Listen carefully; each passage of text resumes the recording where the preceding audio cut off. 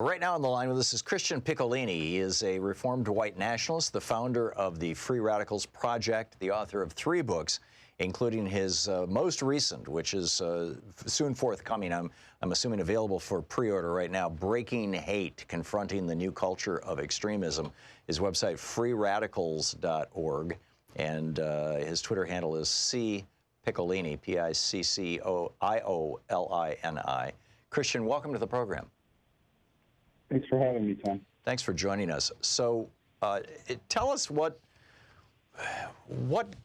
first of all, whatever you want to say about white nationalism and, how you got into it and how you got out of it and all that sort of stuff would be, I think fascinating and would love to hear. And where do we go from here?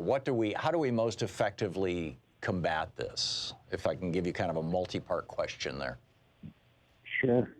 Yeah, well, I was recruited into America's first white nationalist or white supremacist skinhead organization in 1987 when I was 14 years old.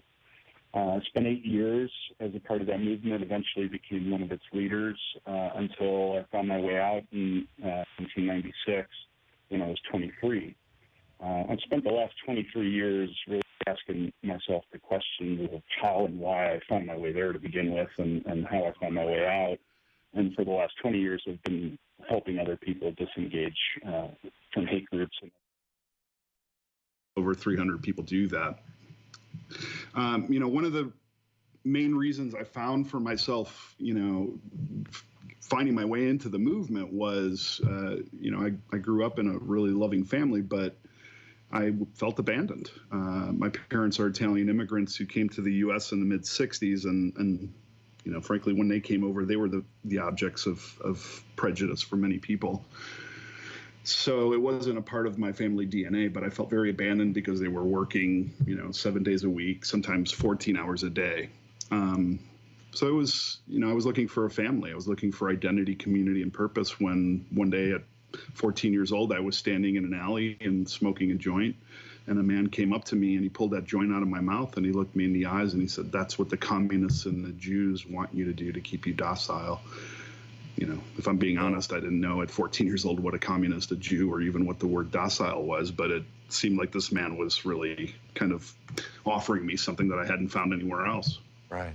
So for a generation of young people who have bought into this, and we saw them, right up front in Charlottesville, for example, and we continue to see them, although increasingly now they're wearing masks.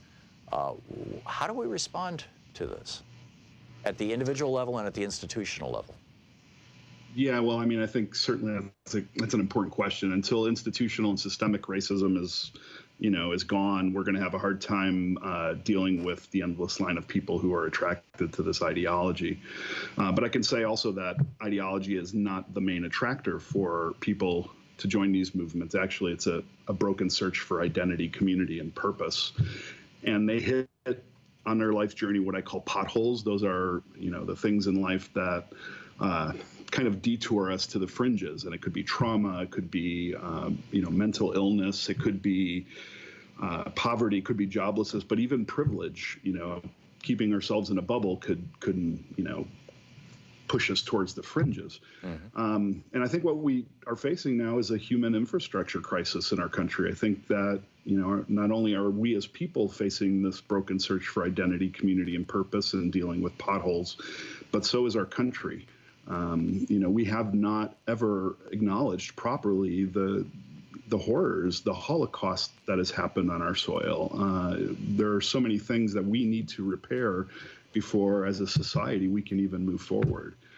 So that's, I'm working with people. I assume also really trying to inform people on, what's happening behind the scenes, where this movement started, and really where it's going. Yeah, I assume you're talking about the slaughter of 50 to 100 million Native Americans and 400 years of enslavement of human beings on this continent.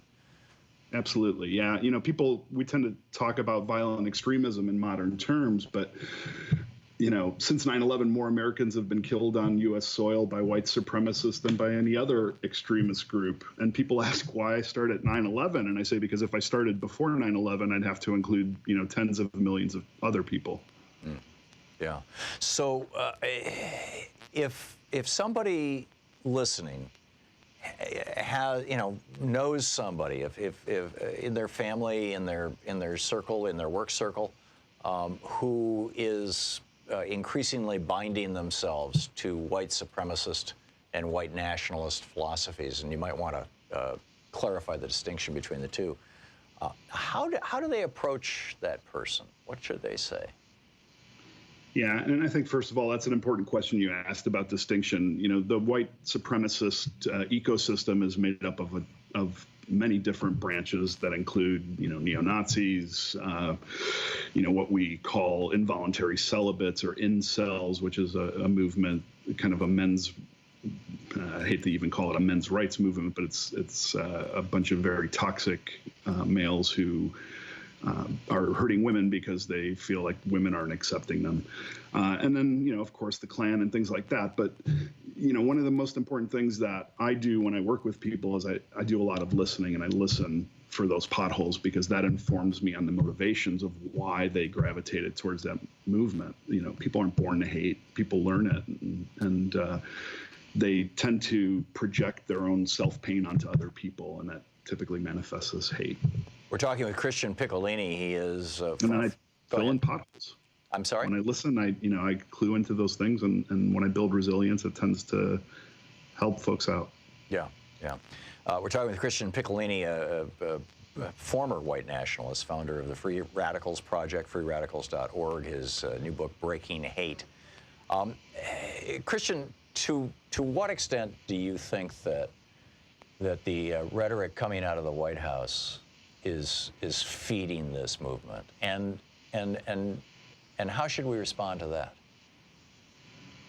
Well, it's highly problematic. I mean, so many of the things that I'm hearing in terms of rhetoric and even policy are things that I pushed for 30 years ago that I would have been very happy about when I was an avowed neo-Nazi. Everything from immigration to the demeaning of people, as S-hole countries and things like that.